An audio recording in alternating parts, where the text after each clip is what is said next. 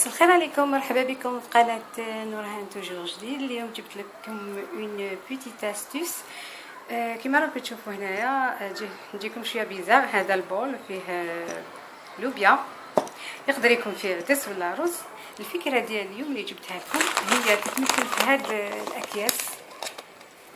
كاين بزاف نسا يعرفوهم، وكاين بليزيور منهم هو نفسه ارز بسمتي بصح يختلف لي مارك. هذا مكان المهم عنده هذا الكيس عنده خاصيه ديالو شابه بزاف.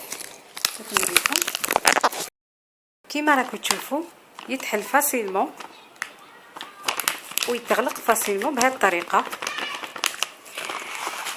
الفكره اللي حبيت نوصلها لكم، تقدروا هذا الكيس ما ترموش،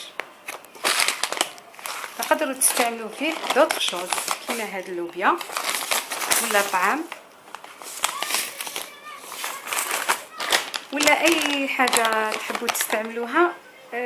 تحطوها في هذا الكيس يتغلق بيان وما يدفقش. كما راكم تشوفوا انا هنايا درت لوبيا، ها هي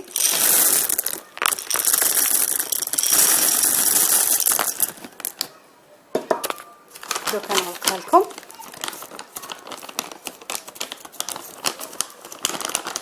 طريقه رائعه، خاطر كاين بزاف ناس يخمموا يقولوا لك ندير في ساشيت ولي بواط. هذه طريقه احسن، امان ثالث. كما كتشوفوا ما يسيلش، تاخذوا بالشي اللي ديروا فيه فاسيلمون كيما راني دايره انايا. الوغ هذا واش عندي نهار اليوم. نتمنى هذا الفيديو يكون عجبكم، نقول لكم صحه وفطوركم، ما تنساوش ديروا لي جيم، تشتركوا في قناتي. نقول لكم على بروشين ان شاء الله. السلام عليكم ورحمه الله تعالى وبركاته.